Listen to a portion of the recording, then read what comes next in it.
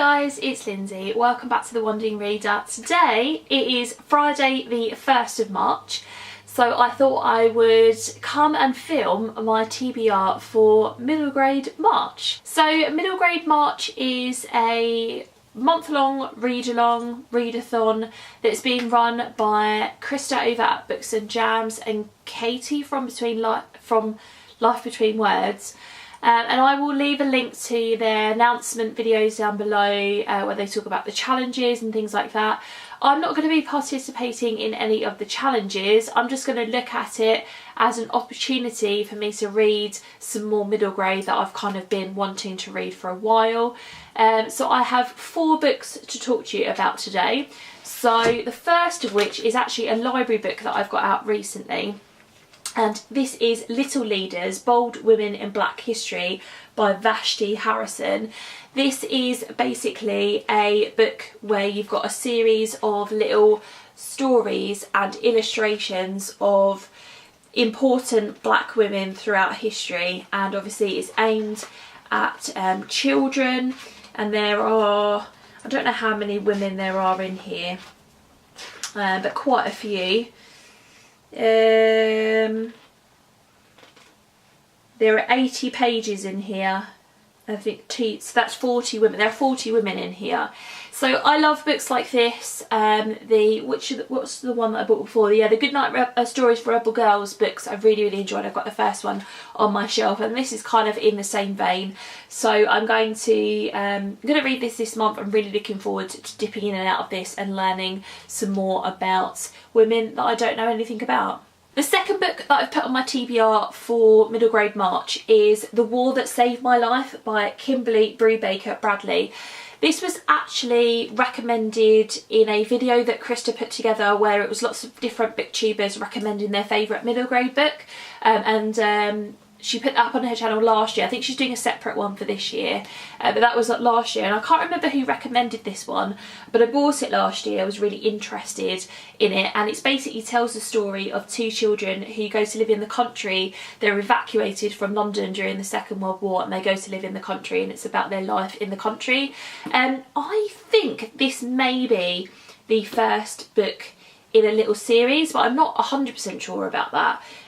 But yeah, I've heard good things about it, and it sounds like, you know, it's going to be sweet and that I'm going to be really interested in it. So yeah, excited for that one. The third book that I have on my TBR is Nevermore, The Trials of Morrigan Crow by Jessica Townsend.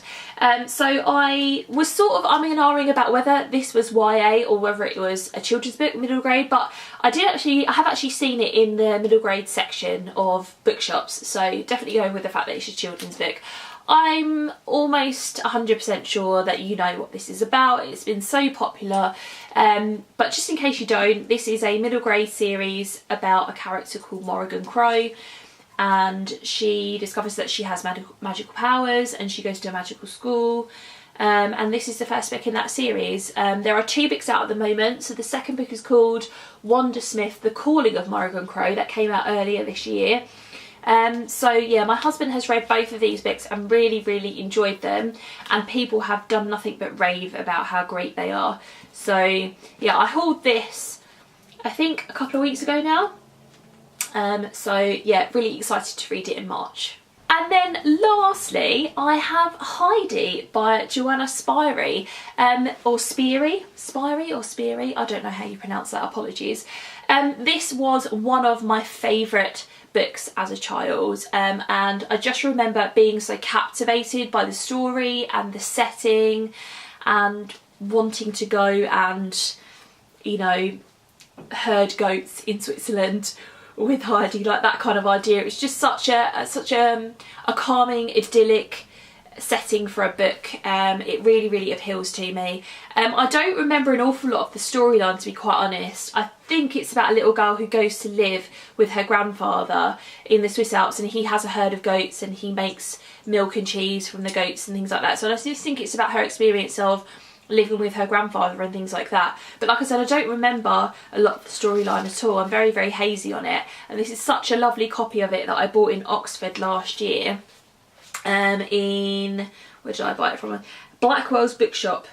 the famous bookshop in Oxford. So yeah, I'm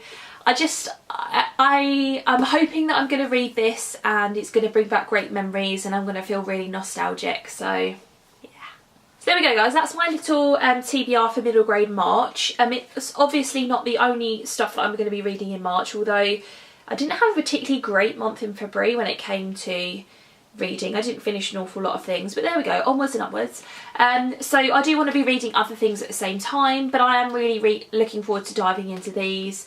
You know, middle grade is not something I read an awful lot of, and I was watching a video that Krista did where she was talking about her TBR for the month and different things that she's got out from the library and things like that. It just reminded me about all the wonderful stories that there are in the middle grade category. Yeah, so really excited about diving into those.